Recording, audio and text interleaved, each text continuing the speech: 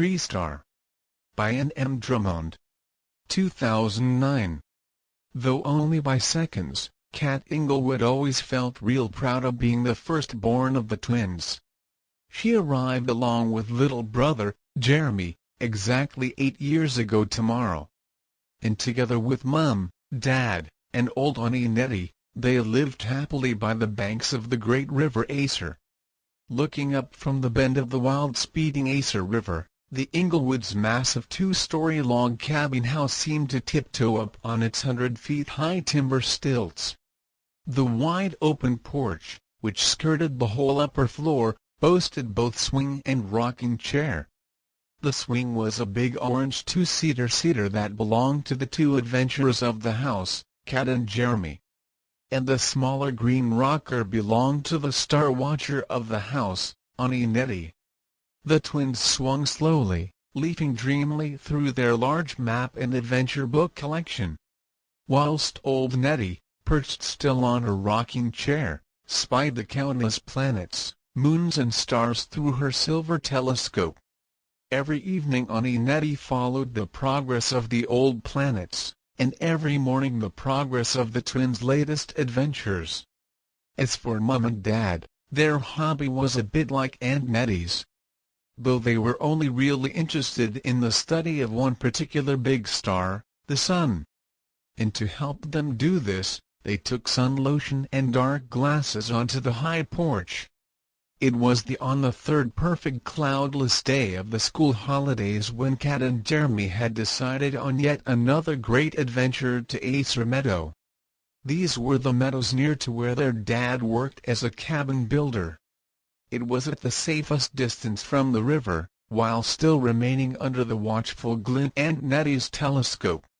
"Following you like a lucky star," she'd often joke. The lane wound around for a mile or two by the great river, and up past the old pear and apple orchard. Then rising slightly over the blue stone bridge that crossed the Acer, and ending near the little pink cottage called Medlar Grove. Medlar Grove Cottage was the home of old Widow Whitener, who was one of the oldest people in the village. Her small garden, where she grew nothing but lavender, was of a 2-foot border which ran the rim of her tiny cottage. And that lavender smell was Kat's secret reason for wanting to take this path. That warm sleepy blue-green air always made her feel so fresh and good. Widow Whitener was a small oval-shaped lady of about 85, with short curly blue hair and pair of large brown owl eyes. And at the end of a pink button nose perched a pair of horn-rimmed glasses, like one of those toy plastic bats, always thought Jeremy. "Hello children, where are you off to today then? Somewhere nice?" she chirped, appearing all of a sudden at her little kitchen window. Kat, stepping out of her lavender daydream, gave her the details of their last adventure to the meadow, with Jeremy adding that they had a lunch basket this time and would be away the whole day. "Well," she said, "it will be a special day because there were new stars in the sky last night." Part 2 at Acer Meadows. Kat gazed up to catch sight of the tree-creeping Jeremy. He moved like a spider-monkey, the color of black shadows against the white sun. She held off her sun-heated plastic sandals and stepped into the cool moist mattress moss by the pond beneath the trees. It was another magical day though, hearing the drone of distant dragonflies weaving through the wild garlic. She had to shield her eyes from the sun's sharp spears of light falling through the shadowy branches and Jeremy's monkey feet. "They're as bright as stars," she thought as she fanned her fingers across her eyes. Right then, a hollow thump, and a giant crab-apple tree made its presence known. Yuck! Another crab-apple spat Jeremy's upside-down face, suddenly hanging by his legs from the big tree's lowest bough.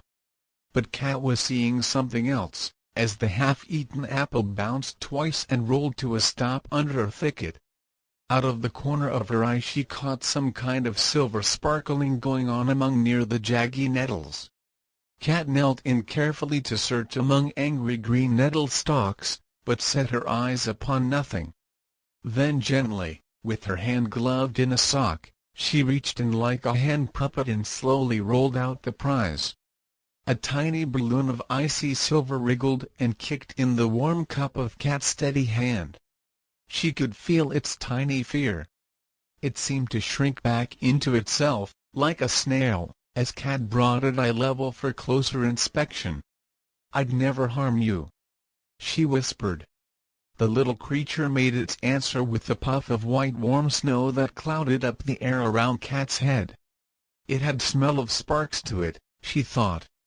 It was star-shaped, and the size of a good-sized goose gog.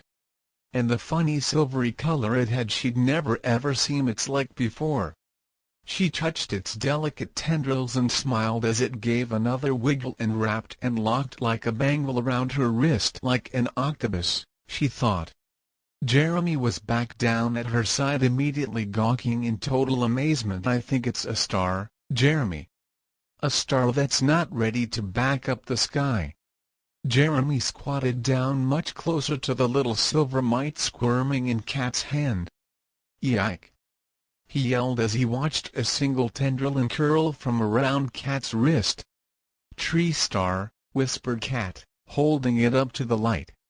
Some time passed with little TreeStar, Kat and Jeremy gently passing him back and forth as they sat speechless. "Going as cold as ice," whispered Jeremy, touching the little star.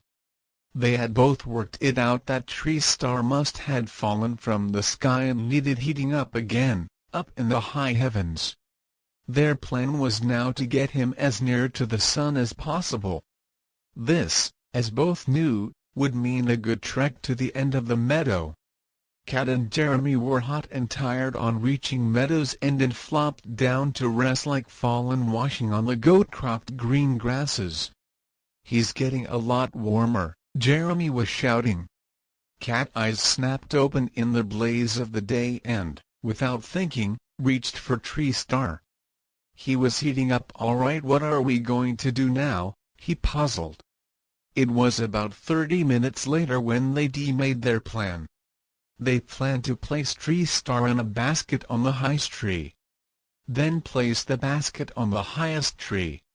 Which meant, back to the giant crab apple tree. Kat found herself again peering up at Jeremy in the trees. But his time without the angry sun in her eyes. The sun had moved on and Jeremy and the branches were no visible. Jeremy by this time had carefully secured the basket to the highest branch and was now climbing down. "I hope TreeStar makes it from where we've placed him," coughed Jeremy when he dropped onto the ground. "Well, at least he's a lot nearer to the sky," Jeremy had said on their way home that late afternoon. This cheered Kat slightly, who was feeling a little sad about leaving TreeStar behind. Part 3. Kat lay wide awake that night, lost in the memories of the day. Her mother had not been too pleased about their getting back so late, but had laughed later and said, "Well, I have heard of falling stars, but not new ones." Later that evening, the surprise of surprises.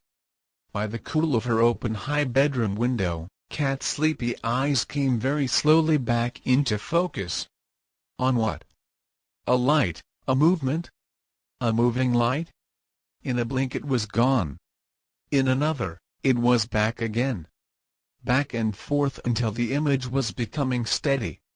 Till her eyes became fixed on that special silvery light climbing up the night sky. She gazed out in joy at those sparkly waving tendrils. So far away and yet the details so clear, as if in full close-up in Annie Nettie's telescope.